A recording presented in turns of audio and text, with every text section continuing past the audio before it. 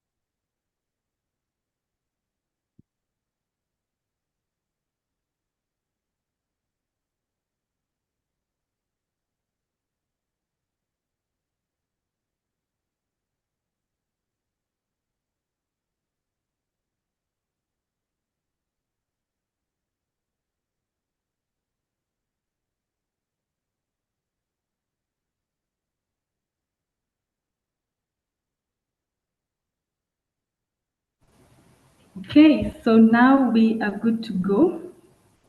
Nicola, please welcome aboard, and I will pick it up from there.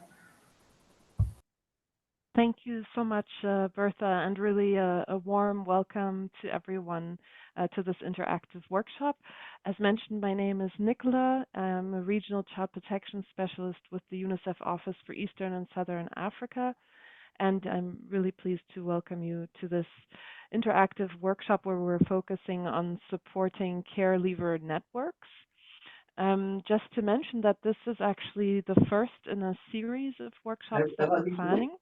It's within the framework of the regional platform on care reform, which is now in phase 4, which is convened by UNICEF and Changing the Way We Care, funded by USAID and implemented by Child Frontiers. So we're very excited to be moving ahead with these interactive workshops. And in terms of the workshop today, we identified 3 overall aims. One is, first of all, to demonstrate the value of care leavers networks to encourage greater investment. Secondly, to really illustrate how donors, UNICEF, government, and NGOs can better support these critical networks. And then finally, to also provide examples of sustainable fundraising models to ensure the greater sustainability of these networks. So the title of the network has the word interactive in it, and we really want to emphasize this. Really, we encourage your participation. This is really also a safe space for exchange. So please do engage and feel free to ask questions, comments. Really, the interactive part is really important. I'll briefly outline a bit the structure of today's session. In order to, respond to those 3 broad aims, you will see this also reflected in the structure today. The first segment will really look at why care leavers networks are important. There's going to be a general reflection followed by a specific example from Zimbabwe, followed, and this is very important, by a Q&A, so we can really have a good discussion and answer any questions that may or reflections that you may have. Then the second segment will be looking at how care leavers networks can be better supported by government, donors, and civil society. Here we're going to follow the same model. We're going to have some general reflections, followed by reflections from specific country examples, in this case Uganda. And then we will, and this again is very important, have our Q&A so we can really have an interactive discussion. And then in the third segment, we are going to look at how care leavers networks can be funded more sustainably Again, we will have some general reflections followed by a specific example from Kenya. And after those kind of three segments, we're going to have an interactive exercise where together we will look at what we can do better to support care leavers networks. And I'm particularly pleased to welcome and introduce the speakers who have been working with us behind the scenes to really create the flow for today's session. So I would like to introduce Jeffrey Chase of the Zimbabwe Network of Care Leavers, Ruth Washuka of the Association of Care Leavers Network in Africa, ACNA, which is based in Kenya, and then Mai Nambuso, who's with the Uganda Network of Care Leavers. So a warm welcome to Jeffries, Ruth, and Mai, and really looking forward to the interaction with you. I know most of us have already introduced ourselves in the chat box, but if you haven't yet had a chance to do so, please insert your name, country, and the agency you're working for. And then, in interest of bandwidth issues, what we suggest is that when you're not speaking, to please mute and turn off your video. And then, of course, please feel free at any time to ask any questions in the comments box and to raise your hand so that we can see that you have a question. And then, of course, please feel free to put on your camera and audio. And as mentioned, we will pause after every segment to ensure that we have really the opportunity for an exchange, a space for discussion. So with that, I turn it over to Bertha for the next steps and looking forward to the rest of the session. Thank you. Thank you so much, Nicola. Good morning, good afternoon to everyone. My name is Bertha Lutome. I work with Child Frontiers, and today I will be working with this great team just to ensure that they share their experiences, their achievements, the challenges that they are facing in regards to running various networks in Africa. And after that, we are also going to engage in an interactive session on the Jamboard. And so right now, to kickstart us off, I will want to welcome Jeffries Chase from the Zimbabwe Care Leavers Network, who is going to tell us more about the network that was formed in 2018. He will highlight to us their achievements and, most importantly, the techniques that they have used to convince the Zimbabwean government and actually hold meetings with them. And so this will take approximately 15 minutes. And after that, we will have a question and answer session. But please feel free to include any questions, comments, or recommendations in the chat box as Jeffries is presenting. Welcome, Jeffries. Thank you very much, Bertha. Like Bertha has said, my name is Jeffries Chase from Zimbabwe, and I'm representing Zimbabwe Care Leavers Network. I'm also the co-founder of Zimbabwe Care Leavers Network. You can share the screen.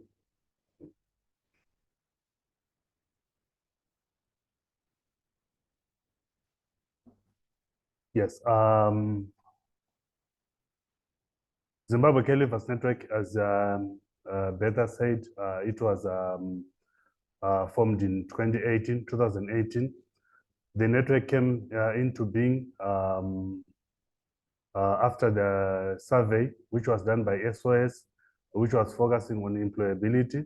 The survey was only to see what care leavers are doing in terms of employment.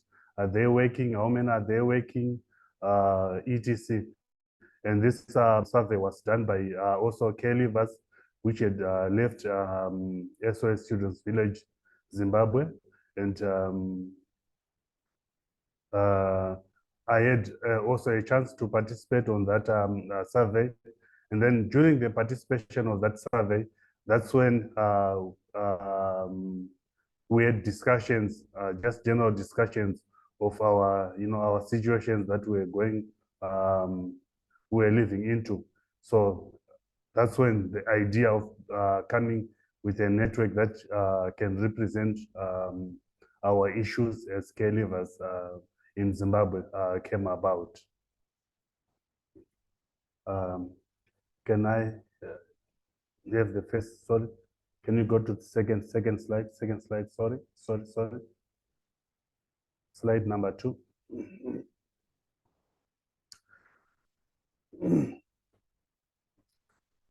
So, like what I said, in 2018, Zimbabwe Caregivers Network was registered as a trust deed network, but registering as a trust deed network didn't give us the opportunity to, to interact with the government offices, government organograms. So we had to register it as a PVO registered organization, which allows us to, to interact with government offices.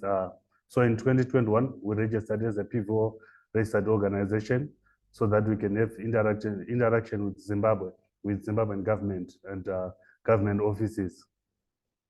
So our key agendas, key achievement agendas that we are looking forward to discuss with you today is that we have achieved. It's we have our first caregivers conference in 2018, presenting demands in our government through the Ministry of Public Service and Labor and Social Welfare, presenting evidence in the Parliament, conducting research and development of policies. Next slide.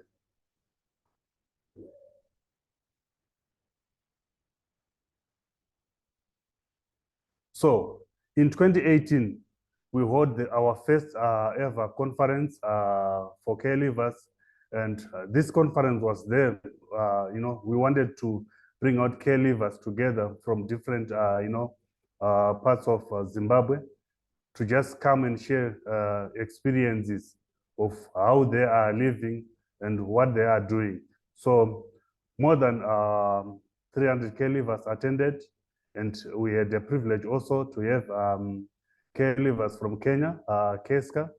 KESCA has been there for quite a long time. So we wanted also to learn from them on how we can, establish our network in Zimbabwe. And the conference also was attended by, people from social welfare department, but on their personal capacity. Because at that time we didn't have a PVO, so most of them, they could not join as on government business. So we needed to have a PVO register certificate for them to come on government business. So the issues which were discussed on that conference, most of them focusing on accommodation, housing, education, empowerment, employment, health and well-being, sustainable livelihood, and independent support. There were quite a lot of issues, but these ones were key issues that were discussed on the conference, and we had to highlight them because there were major highlighted issues. Next slide.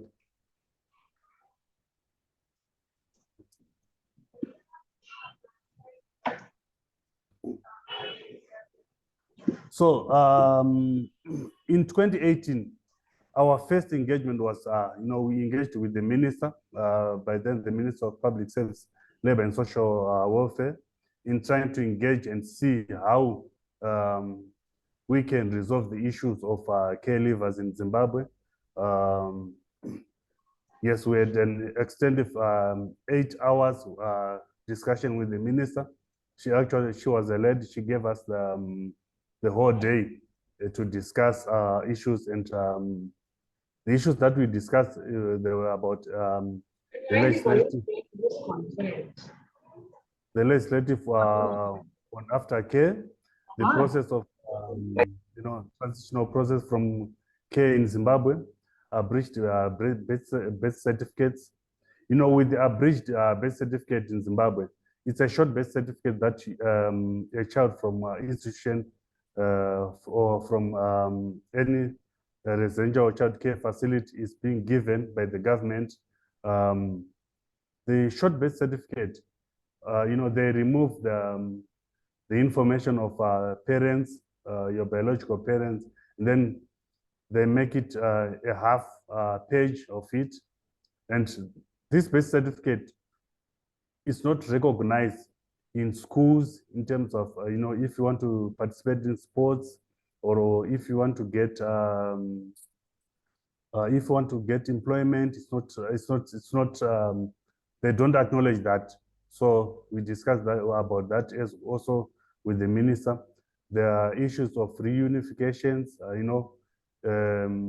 Most of the reunifications are done without prior, arrangements. A child can be taken from any institution and send that child back to the biological family or any extended relatives without any, discussing about anything about reunification. So, and also we discussed about the continual development of care leavers after they are being discharged from the childcare facilities.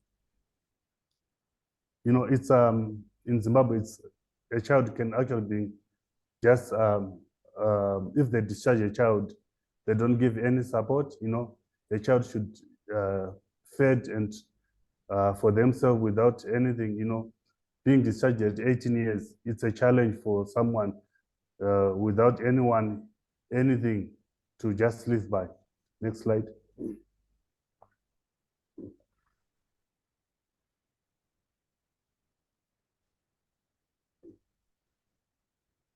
So after we discussed with the minister, the minister came up with the timeline that she was going to respond to issues that we had discussed, but the minister could not meet all of those timelines that she had set for herself, and we tried also to engage with her in trying to come up with lasting solutions, but the minister was not forthcoming. So in 2019, we said, if the minister is not forthcoming, what can we do?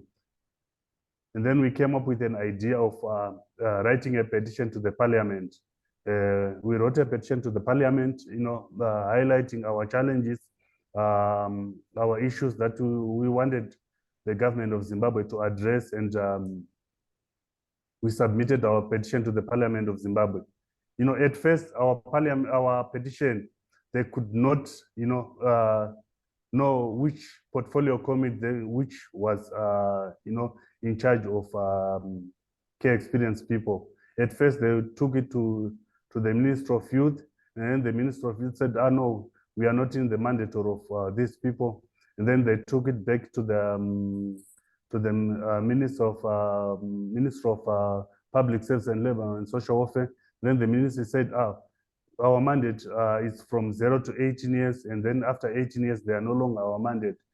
And until they had to engage with us as well back, and then we said, I think it's better for the Minister of Public Service, Labor and Social Welfare to be the administrative ministry, because we have been in their hands from 0 to 18. I think it's the best, they are the best ministry to take us from there.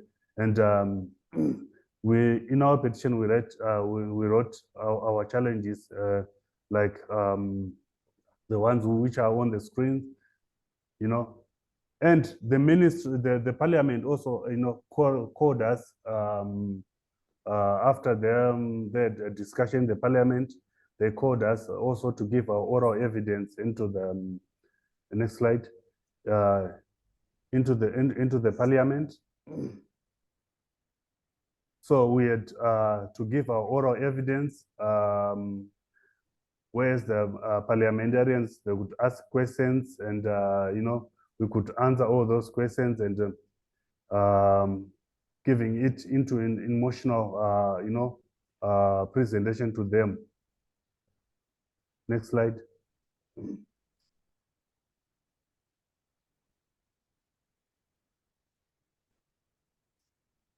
After we have submitted our oral evidence to the parliament also went out to do an extensive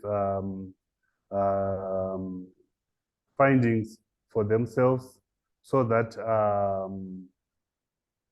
they can have the ground evidence. Next slide, please. Next slide.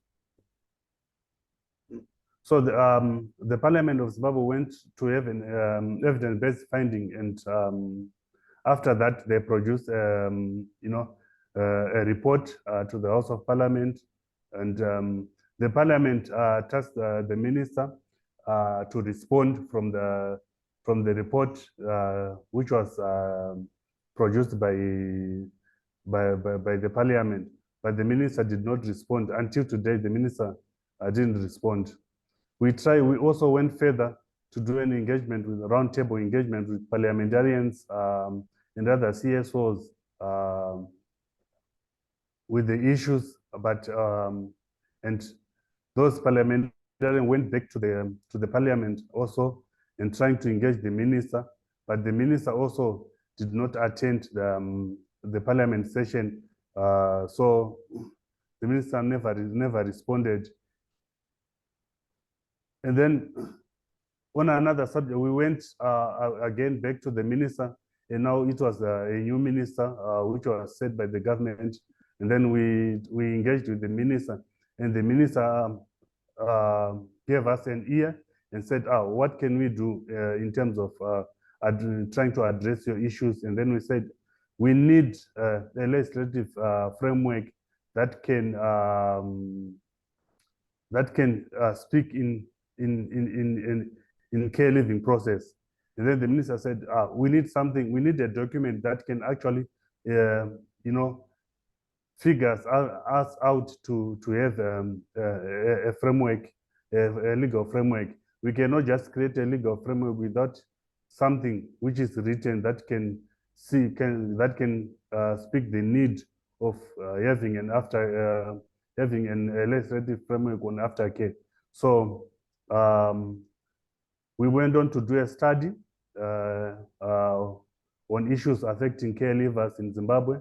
Then we did the study, and the study was commissioned in 2022, and but due to the financial constraint, we could not start the study there and there. But after we got support from SOS Children's Village Zimbabwe, and we managed to went out to do the data collection, and these are some of the key issues that came out from the study. The study was an evidence-based of issues that are affecting care leavers in Zimbabwe. And then on the study, the main issues that came from the study, the age of discharge, almost about 71% of care leavers were being discharged at 18th birthday without any support, without without any support from there. And then the study shows also about 70% of care leavers did not have identity documents such as birth certificates. And if it doesn't have a birth certificate in Zimbabwe, you cannot own an national ID. And then about 51% have abridged birth certificates, which I've said it's a challenge to have an abridged birth certificate, because you cannot get employment as a care experienced person if you don't have the long birth certificate. And also the study shows that about 82% of care leavers in Zimbabwe are not working, and that leaves that most of care leavers in Zimbabwe, they were living in poverty.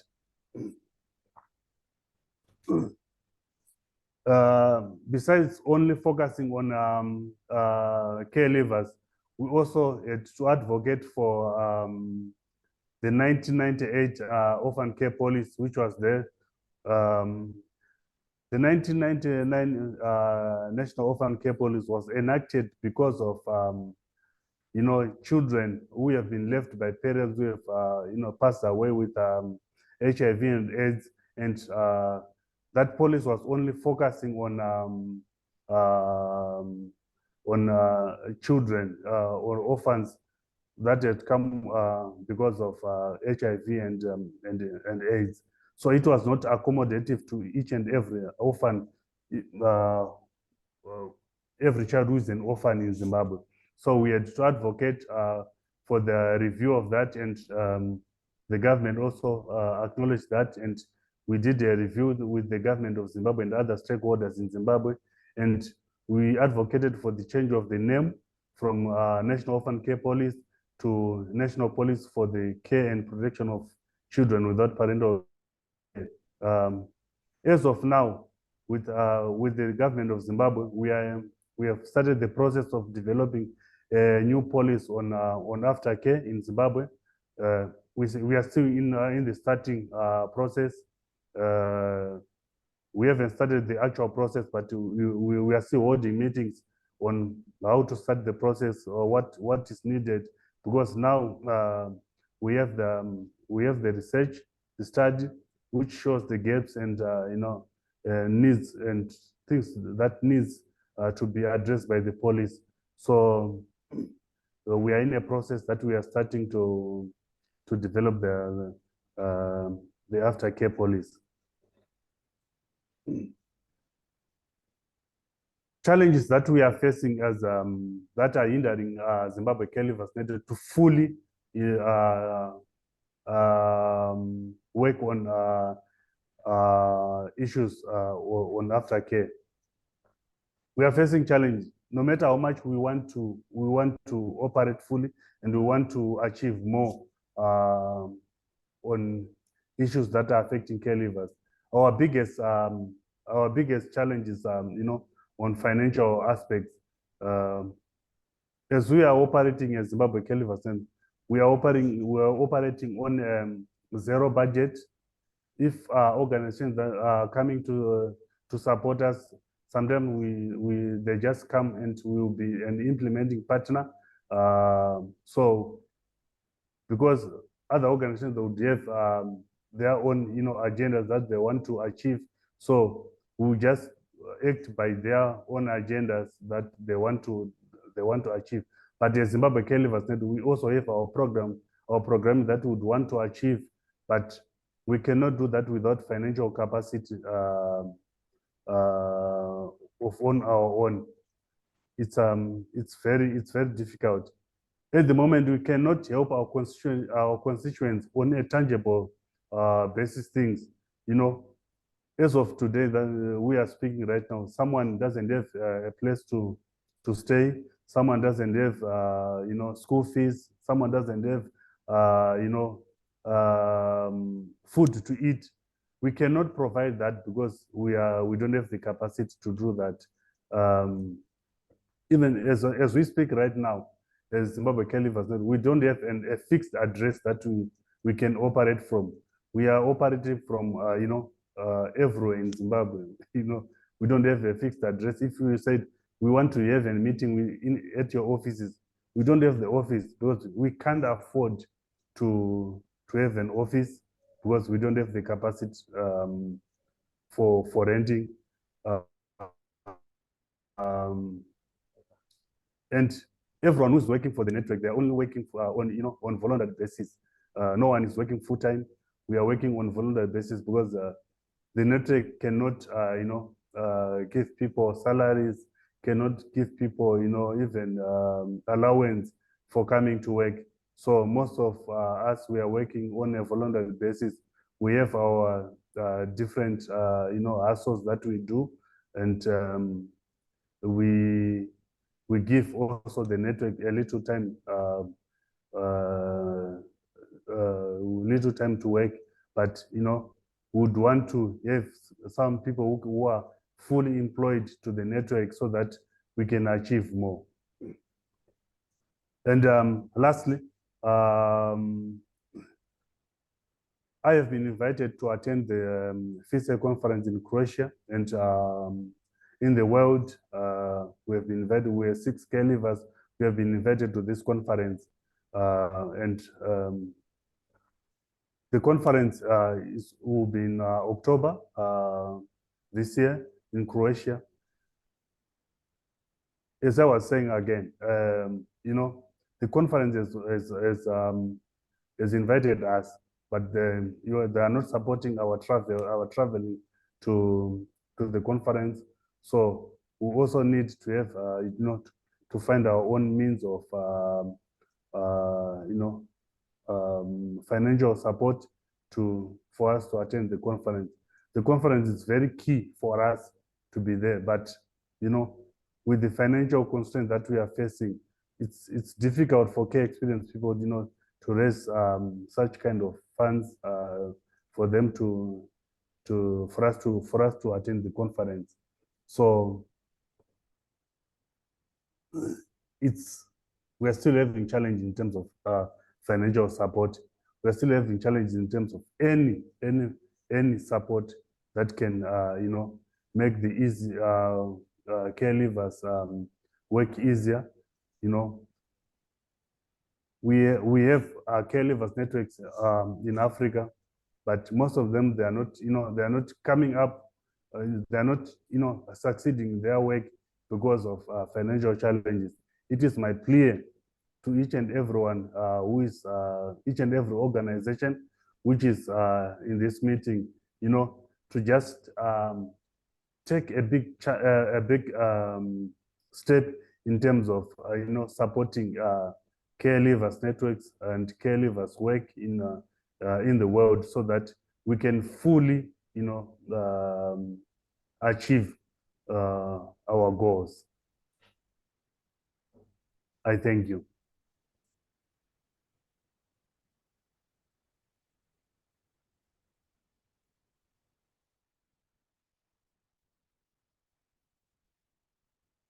Okay, thank you so much, Jeffries, for that very wonderful presentation. I am sure we have all learned one or two things from his presentation.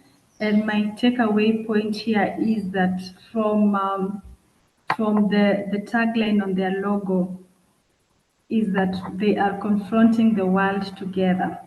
And so that actually explains why caregiver networks are important, hence the need to formulate them in countries that are not there, are not in existence, and also hence the need to also support them so that they can be sustainable. And so I welcome any questions from the participants, please. You can raise your hand. But in the interest of time, I will now invite Ruth Washuka, who is going to talk about the Association of Caregivers Network in Africa. And I will kindly request that you take a maximum of 10 minutes to make the presentation, so that we also give room for my and the Jamboard session. Thank you so much, and welcome, Ruth. Thank you, Bertha, and everyone.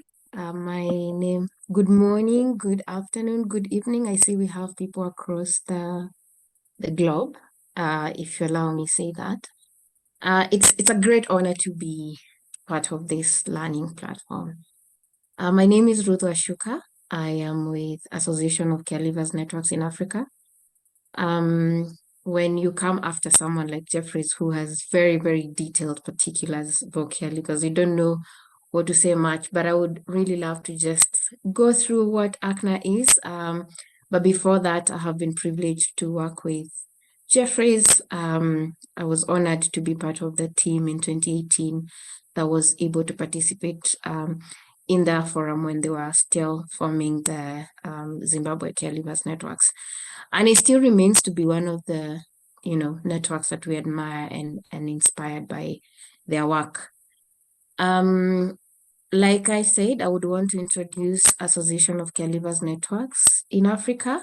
Probably some of us may have heard about ACNA, others may not, but Association of Caregivers Networks in Africa, is a regional initiative, an African regional initiative that brings together the voices, and not just individual voices, but network voices together.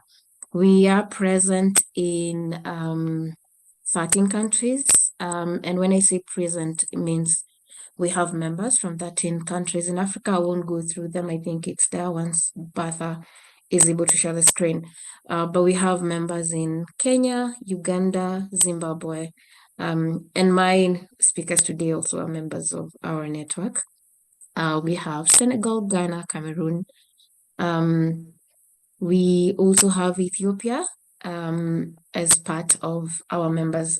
Now, the reason, and I would love to give a background, thank you, Bertha. Yes, if you're able to see, that's the fantastic group of our people, because it's really, really been team effort. I think it's not fair for me to say ACNA and not talk about the background and how we got into this, but for a long time, we have seen care experienced individuals coming forth and challenging, their own experiences just to step up and be better and do better for people behind them and children behind them. And from my experience, I served at the Kenyan Society of Caregivers as a leader for 4 years. And after that, I transitioned. But one of the experiences we were getting every time we got a chance to talk to caregivers from other countries, there wasn't more like a collective regional voice. And that brought us to having a conversation around collectively bringing care experienced people together to see, number one, how can we share experiences? Number two, what are caregivers facing in Uganda, Senegal, in, say, Sierra Leone, where we have care experienced people who were placed in orphanages because of civil war, Sudan, South Sudan. Others would be, just many other issues, say Rwanda, the genocide. So it brings, although like care experience is diverse, but there's specific realities that have led each one of us to, experience care in a certain way. And so that was one, but also there was equally a big need that although the sector, and when I say the sector, the stakeholders, and especially in care reforms and others, although they did appreciate the expertise of care levers networks, there were challenges in individuals and networks in sustaining the advocacy. And so ACNA was born to first bring together the care levers at a regional level. We would have wanted to go global, but sometimes charity begins at home. And so we decided to do an African one. Well, we are glad there's a Global Care Leaders Council now. If you could take me to the slide on vision so that I can talk a little bit about that, which is slide number 3. We have a vision and a mandate, but number one for us is there is a presence of a network, say the Kenyan Society of Caregivers, which is the oldest network, and then there's a Uganda network, there's Zimbabwe network. While they are present, it is evident, and as Jeffries has mentioned, that they are not supported. We do know, and I will begin by saying, appreciating networks of care levers calls us to appreciate care experience. That's number one. We do have to recognize and acknowledge care experience, but also the role care experience play in transforming the systems of care. When you talk about institutionalization of children and how sustainable they are going to be, then it calls for us to carry along and come along with care experience individuals. And this for sure is because they bring with themselves the real experience and the realities on the ground and what they face in real life. Honestly, designing programs and policies that are not speaking directly into the experiences of care experienced people, then it brings us to a flop. And so for, say, organizations that are leading in this discussion, there is no reason as to why care experienced people cannot be part of this. Now, being part of it also means because they're not just only recipients, but they are also accountable for some of interventions that we are all, talking about. And I don't go into care reform discussion because that's not it. Now, it is one thing to be a care experienced individual and an advocate. It is also another thing to be part of a network. So what we thought and as ACNA was that we strengthen the coordination and advocacy capacity of national caregivers networks. Why it's sustainable? It's more safer when a care experienced individual is founded or is within a network. And for many other reasons. There was also a feeling that care experienced advocates were being exploited. And so it felt more safe for them to be supported within networks. The other thing was, like I said, once we appreciate the existence of networks and the role they play, because they're also partners in care reforms, then we'll appreciate their presence, their support, and why we need to support them. So you can see our membership there. And I had talked about that, but I wanted to talk a little bit about the mandate in where we are supporting establishment of new networks. Why we have seen successfully, we have seen the Kenyan Society of Caregivers working with the government. Now we have a national care reform strategy, which was surely and heavily supported by experiences of care experienced people. We have seen Jeffries on the network here confronting the parliament and calling for XYZ. What can we do in Ethiopia? Can we support them to come together? But while that is key, it was more evident like organizations were easily able to work with individuals, but care experienced people felt they are more independent and autonomous when they are within their own networks. So we are supporting establishment of networks in specific countries. Now, our membership, there are two forms of membership. There's formal and informal. Formal are properly structured and fully structured networks. Informal, there are those who are still coming up like Ethiopia, Senegal, etc. Our focus is on what? Mental health, advocacy and awareness. And mental health is because, it's evident there is research. Participants in this room, there are researchers here. Child Frontiers has done huge research around care experienced people in Kenya and other countries. And there has been an evident need for mental health support for caregivers. Currently, we are developing a regional mental health framework with the 13 countries to see how then we're able to support individual members within those countries to have access to mental health services.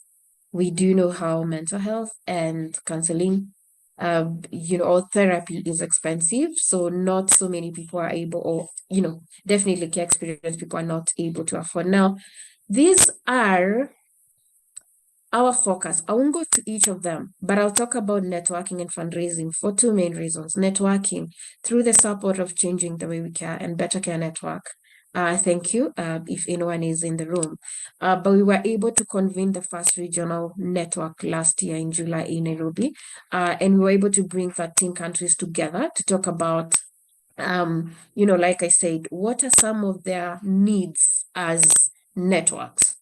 But what are some of the challenges they're facing in being partners in transforming care systems? Because like I said, care experienced people are not just recipients, they are also, they are also partners in decision. They should partake in the decisions making. They should partake in interventions. They should, and we have seen that involvement. So for that reason, we brought them together. It was an honor to host the regional forum. And what we saw was specific and contextual needs. But over and above, we have seen lack of funding. Thank you, Jeffrey, for mentioning that a lot of networks are operating without a budget, voluntary. In the room, how many of you would still show up to work if you are certain that you're not going to receive a salary for a year? I love sometimes going to specifics just to bring the point home. So a lot of them are voluntary.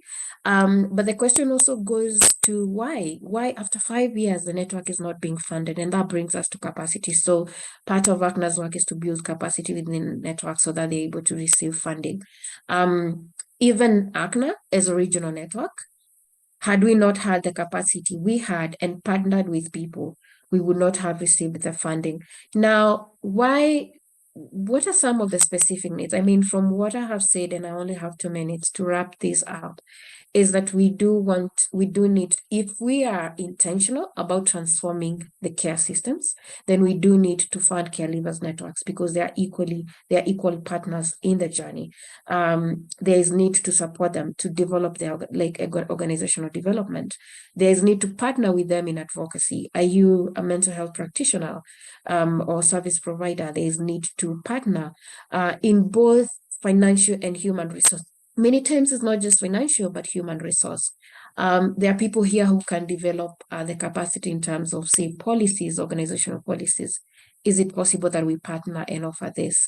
And when I say networks, I am cutting across between national networks and regional networks equally. If you're an organization that develops these and you feel like you can partner with ACNA, it doesn't have to go down to a coin or the dollar. So here are just beautiful photos of our people. There's Rwanda, Ghana. We just thought of just putting that there to just show you a diverse group of people. Now, thank you so much, Health Frontiers, UNICEF, and the Regional Learning Platform for having me. If you do have questions, I know like sometimes 10 minutes are not enough, and especially for someone like me who can speak all day long. Do please email us, and we would be able to provide further information. If you have questions, we'll be able to pick them later. Thank you so much.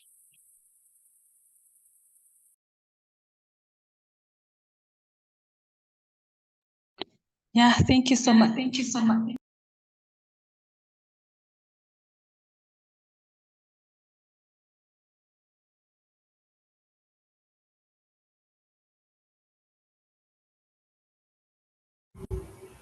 Apologies for that.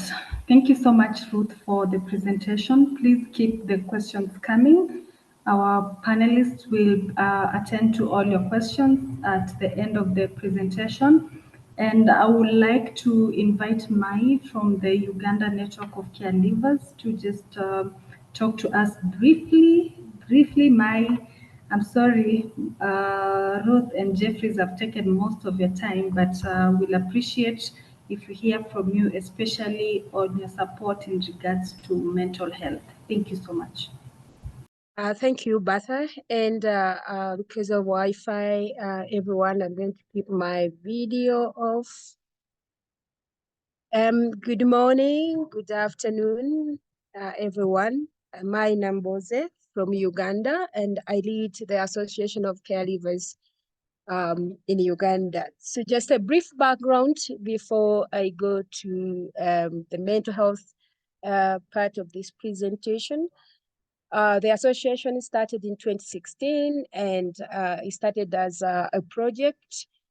And as a project, we did some research really to understand the experiences of young people before, during, and after their life in care institutions. In collaboration with Child's Eye Foundation, we were able to register as an independent organization. And we are now really able to advocate for the lives of young people who have lived in care. Bertha, if you can go to the third page, I'm going to skip all that. And I'm going to talk about the youth well-being champions, a community-based youth peer-led mental health program to support young people in Uganda.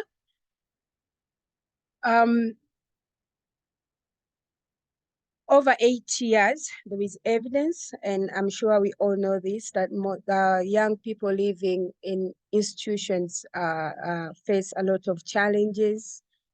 They lack skills, they struggle with mental issues, and most of them are most likely abused.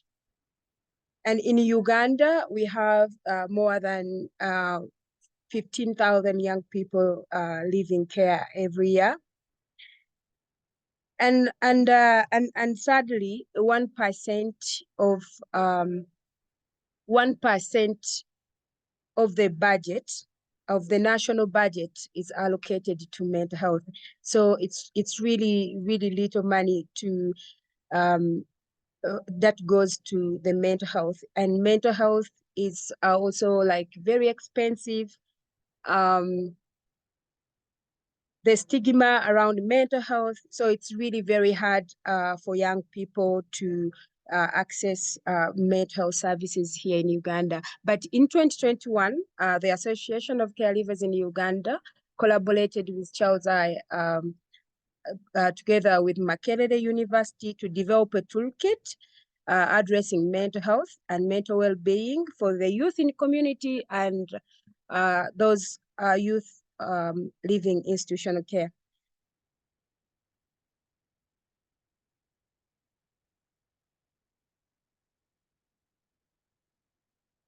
Sorry, just a second. Yeah, so the program started with developing 4 customized training videos on trauma-informed approaches to address mental health.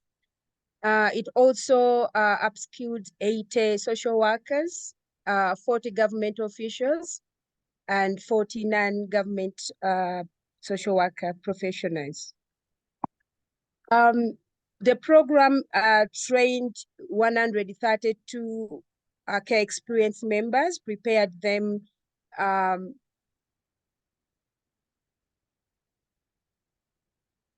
the program supported 100 caregivers, association members, those who are prepared, and 17 members who just like transitioning from care to independent or back to their families.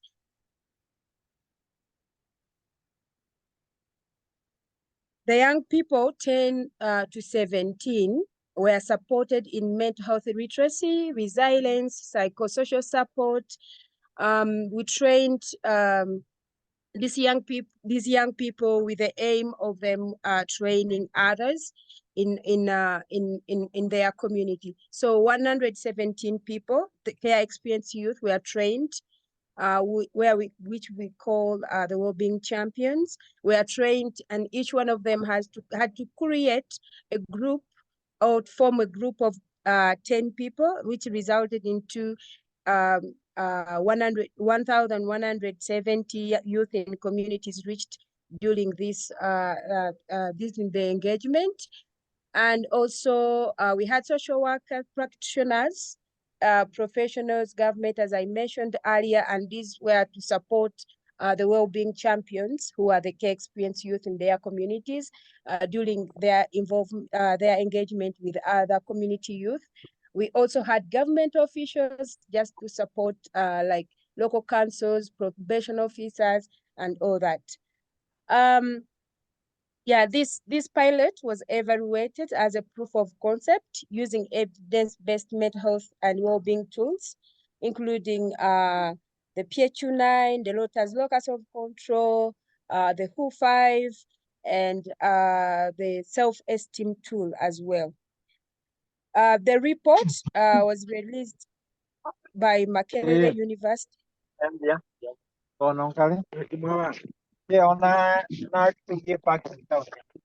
The report was released by Makerere University, and we are organizing currently, we are in the process of doing a global launch. I will invite everyone to present the findings. We went ahead to scale up this with funding from the British Red Cross, and within this program, we included leadership in mental health. And this was led by care experiencing videos with disabilities. So, and we are also, we are in the process of scaling up this program to other countries. Like we are in process of working together with ACNA to implement this in Kenya and maybe in Rwanda as well. We as I said, Bertha, I don't know if yeah, I can continue. Okay. Yeah, we've been working with Child's Eye foundation for the last 3 years, and those who don't know Child's Eye is a family based organization. It advocates the family care, and it deeply understands the challenges that young people faces during transitioning, because they've been working for a long time in their institutions to transition.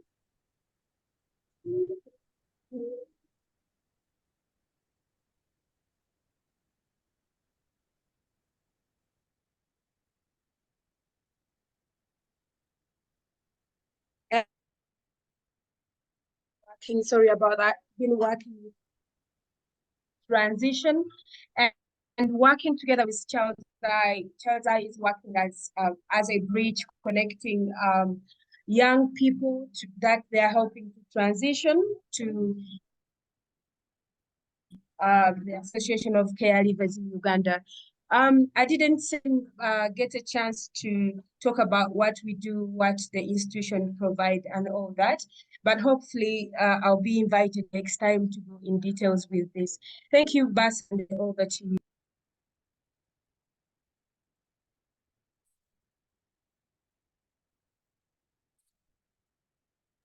Thank you so much, Mai, for being brief. And I kindly invite your questions. We are so sorry for running short of time, but I'm kindly requesting that anyone who has a question, please, to the panelists, feel free to raise your hand. I'm trying to go through the chat box just to read out some of the questions that have been raised.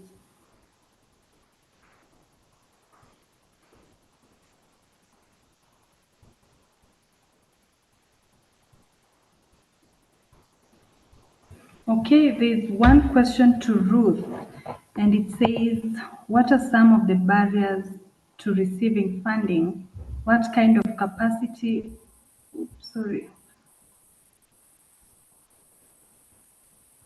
what kind of capacity,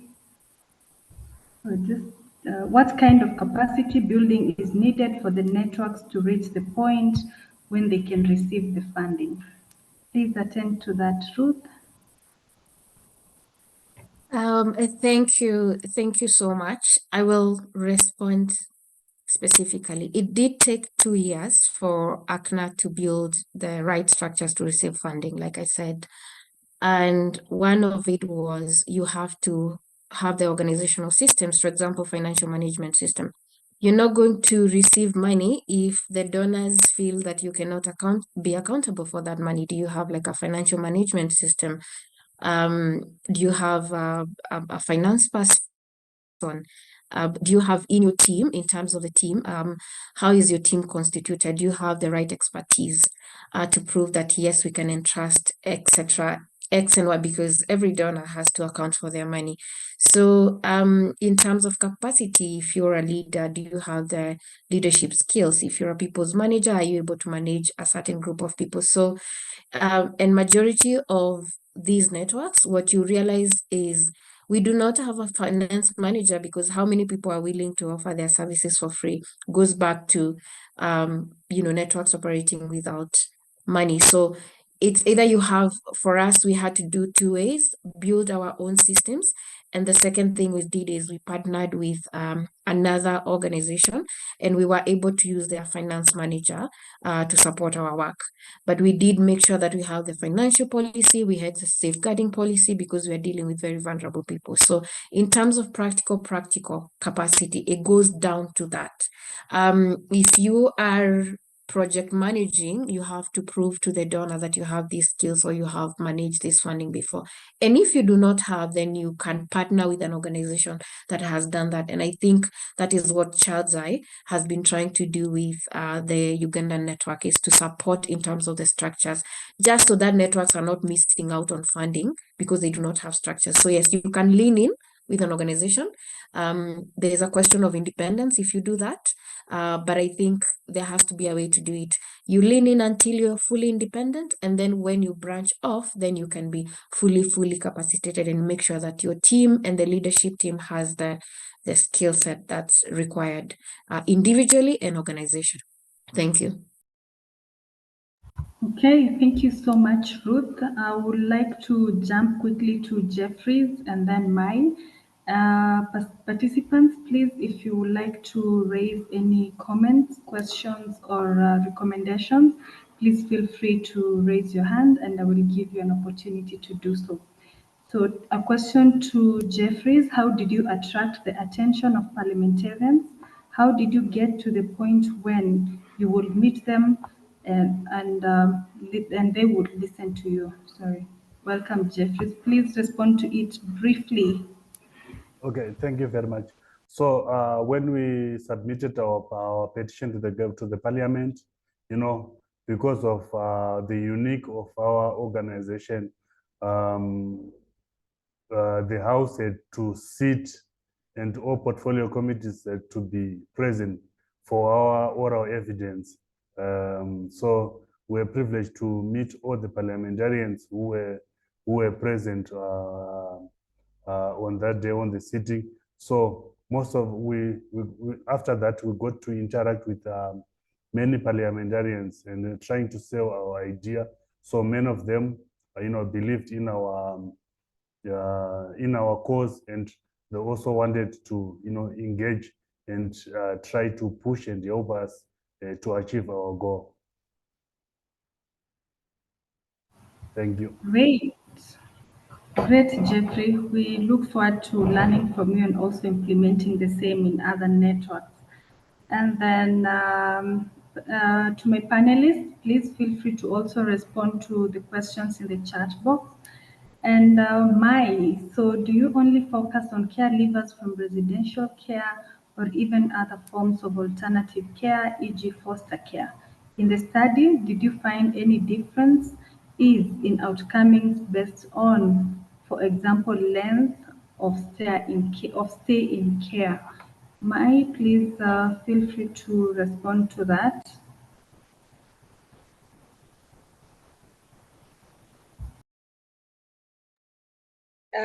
Thank you, Baka. Our organization is for all young people who experience care, and this can be foster care, can be adapted caregivers or adaptive care. I don't know how to call it. But yes, it's for all young people who have experienced any form of care that is outside of their family or kinship care. And to answer the question if the focus is also only for caregivers from this residential care, depends. Our first research, the caregivers experience, where we focused on really finding caregivers transitioned from residential care, their life before, after, during care. So we didn't really involve any kind of foster care in that experience. And we are actually looking for funding to be able to expand it. But our mental health awareness program, the youth well-being, included all kinds of young people, all kinds of forms of care. Yes, so the study included 132, 70 were young people, 100 people were those who left care without any assistance in transitioning. 17 were young people who were supported to transition. And then 32, 15 young people were those in residential, in foster care and other forms of care.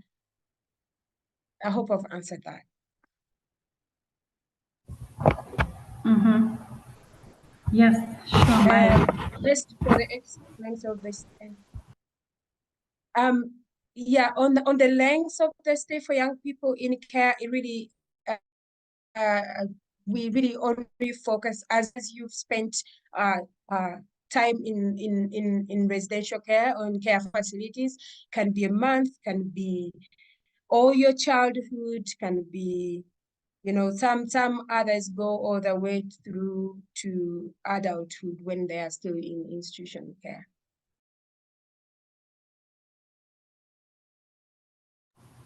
Okay, thank you so much, Mai. I will invite one more question from any of the participants.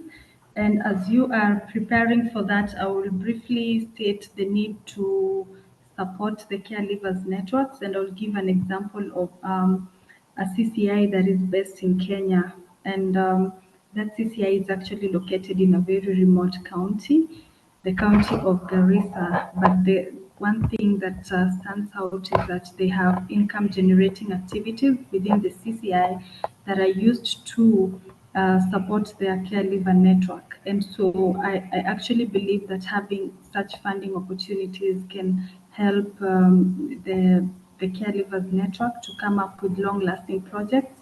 And this could even go up to apartments. We've had some of them say they do not have offices.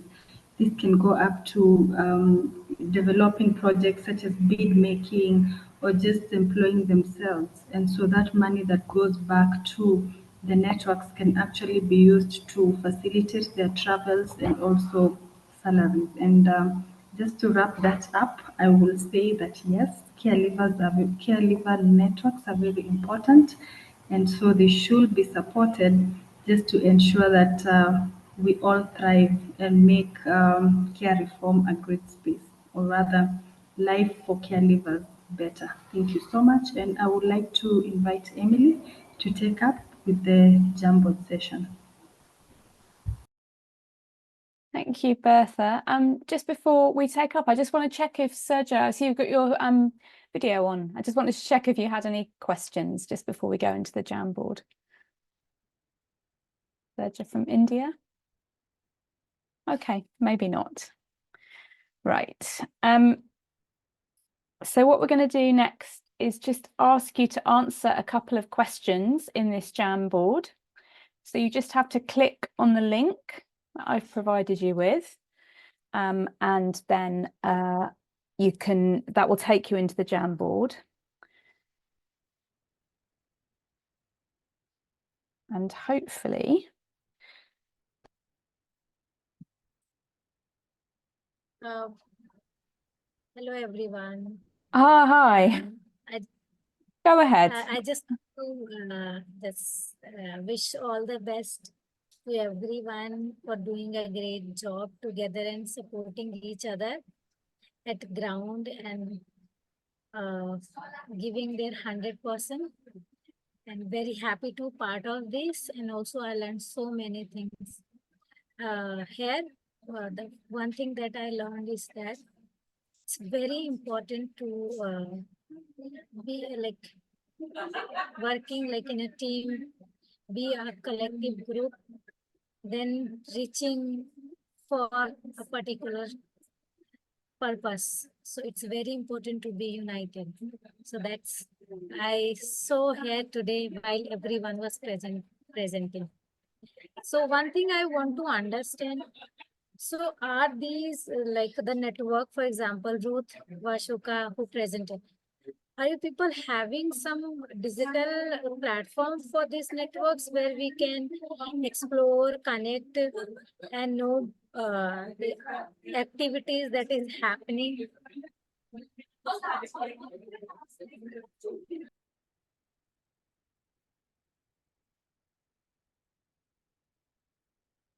Ruth, did you want to answer that question?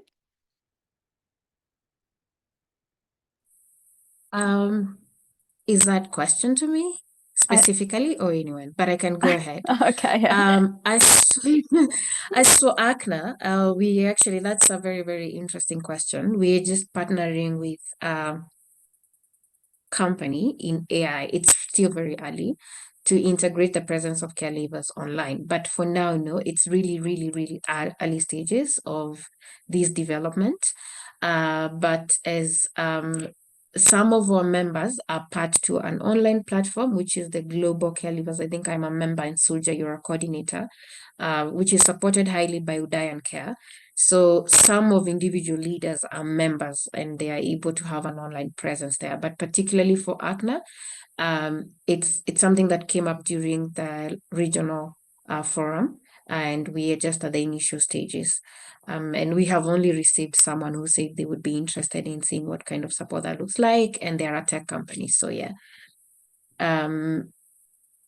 Yes, there was another question, but I'll respond to that in a minute. Yeah, just to help you with that, Ruth, I would like to also just inform you that all the networks that are presented here have their various social media handles and even their websites. And so I am going to share that with you on the chat box, and then you can feel free to contact them and also just see if there are any developing events that probably you would like to contribute to. Thank you. And then we also had two questions for you, Ruth, in the chat box, and I would like to request you to respond to them in the chat box as we proceed with the Jamboard. Thank you.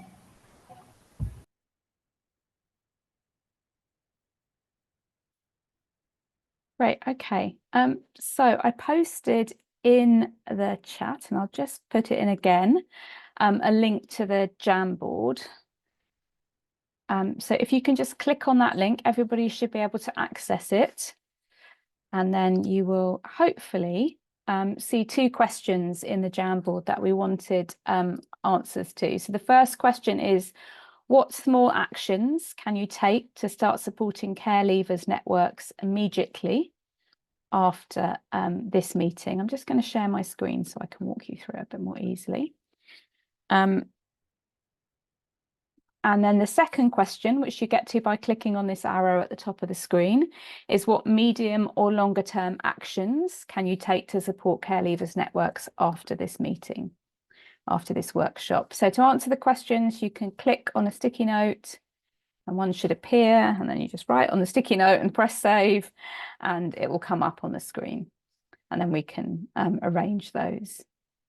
So we're just going to give you a few minutes to answer that. And if we have time after the Jamboard, we can maybe come back to some of those last minute questions that came in the chat box as well.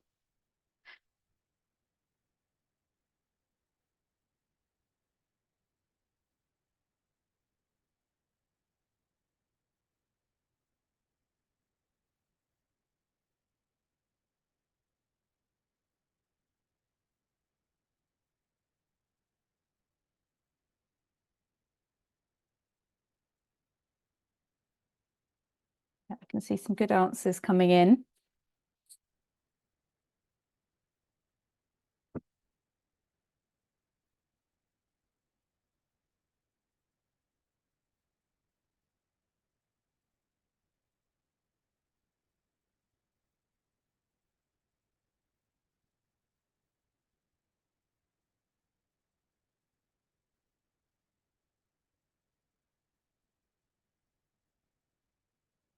Great, really good answers. Thank you for those that are coming in now.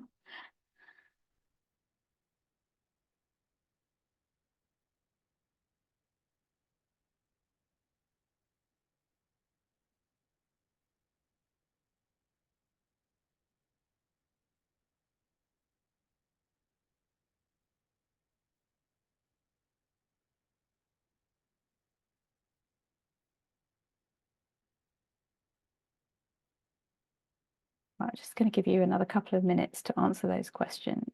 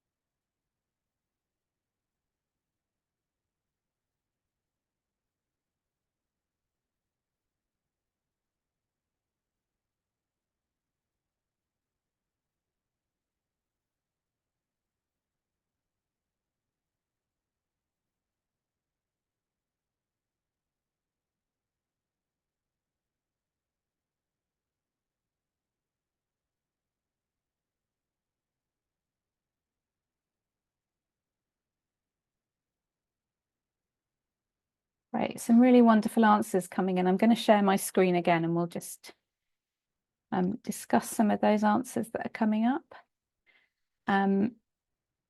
So some really good ideas about some immediate actions that can be taken to support care leavers networks.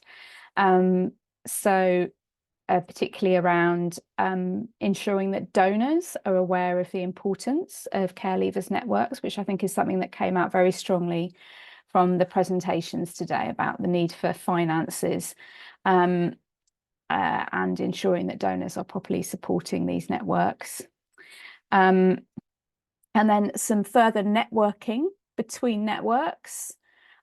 So, for example, we have, sharing contact information with networks being set up in Thailand, with those in Asia, and similarly with networks being set up in Asia, in India, with those in Africa. So ensuring that we're creating these stronger kind of global linkages. Continuously kind of communicating about the value of care leavers networks. In using any opportunities that we have, so at conferences or events, and advocating for this, ensuring that we're making recommendations about the value of these networks in our research projects or in any advocacy that we're doing. And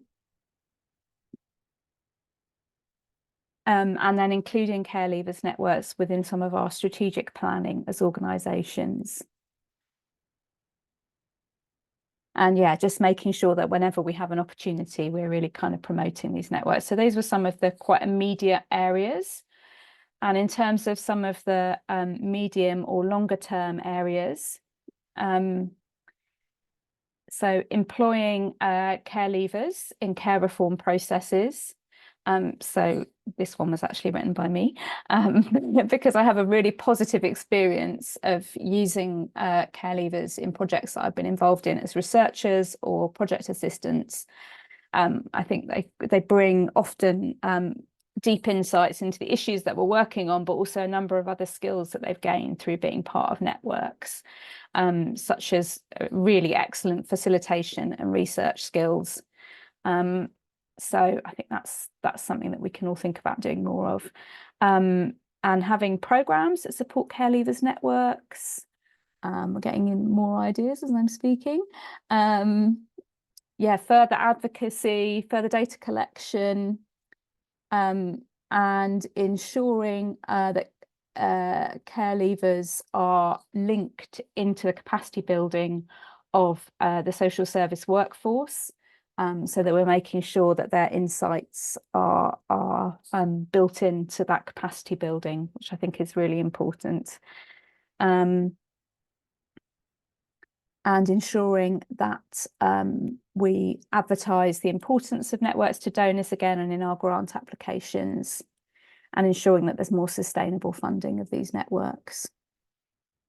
Wonderful, thank you so much. I think we are just about out of time, and I hope that there were a couple of late questions that came in on the chat box, which I'm sorry, I don't know whether we've got time to answer them. We maybe have time to do, what do you think, Bertha? Maybe just one or two of those questions, and then we'll just wrap up. Yes, sure. Do you want to pick a couple, and then we can, and then I'll just wrap up. You choose which ones you think are most relevant and interesting. Yeah, let me pick the first two. Okay, sure. Go ahead. Yes. So the first two again go to Ruth. Seems like she has a lot of information to share with the team today. And so, Ruth, there are good examples of governments, perhaps in ACNA countries, that provide comprehensive packages to support caregivers as they transition from the systems. And are there governments that have committed recurrent funding to the caregivers network? I saw she was responding to that, so probably she has the answers on her fingertips. Welcome, Ruth. Thank you, Bertha, and thank you for Guy, for that question. Other than policy reforms, which is like laws, guidelines, and policies, we've not seen any special attention to caregivers, honestly. You know, they benefit from blanket allocations to children, youth or women. For example, in Uganda, you'll see, for example, if there are supports to girls, specifically not to caregivers, then they would probably benefit from that, or say Rwanda. But there really, really no intentional special attention that is given to caregivers. I think caregivers are only important to the countries when they are children. By the time they're 18, then they belong to nobody. But we really appreciate the advocacy done by organizations, because this is bringing us to that special attention. So our advocacy is supposed to really focus on that.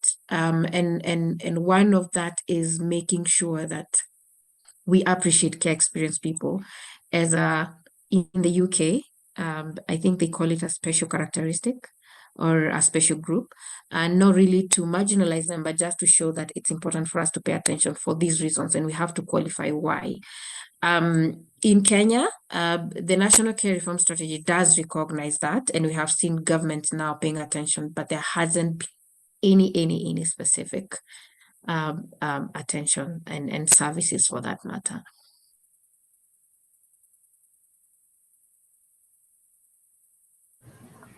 Okay, thank you so much, Ruth. I will attempt to answer the second question. The second question on whether there are any networks or caregivers association consulted caregivers on their experience of the social services they have received and the quality of social work practice that they experienced. I'm really not sure about this, especially at a network level, but I think most of the networks have actually partnered with donor organizations to conduct research. And the researches, like for example, I'll give a research of an example of a research that we did in Kenya with Child Frontiers in regards to the experience of caregivers. And so in that process, we interacted with other caregivers, and we got to learn about the type and the quality of social work practice that they experienced after they left care, and especially in terms of people who interacted with them to help implement projects. And as I think it was Jeffrey who mentioned that that was a big challenge, because the interest of the caregiver networks or the caregivers are not put out first. And so once I'm done with the research, I have gotten my findings, that is it. I leave, and so whatever happens to my participant after that is probably something that doesn't really matter to me. So yes, I think that explains to your question, huh? But colleagues, in case of anything, just feel free to reach out to the networks that are presented. I am sharing a link to their websites on the chat box briefly. Thank you. Thank you so much, Bertha. Nicola, unfortunately, has had to leave a little bit early, so I'm just going to wrap up this really interesting workshop. I think people were a little shy in asking their questions, and then we had a flurry of questions coming in at the end. So apologies that we haven't had enough time to answer all of those questions, but I very much hope that this is the start of a conversation rather than the end of it, and that we will continue through the learning platform to try and understand how we can support these networks better and to advocate for these networks to be supported. I think the really excellent presentations that we had from Jeffrey's, from Ruth, from Mai, and Bertha's great facilitation really demonstrated the value of these networks. And I hope that all of the actions that you listed in the Jamboard, you will go away and now do those actions to start supporting these networks better through your work. Thank you very much, everyone. We really appreciate your time. Thank you.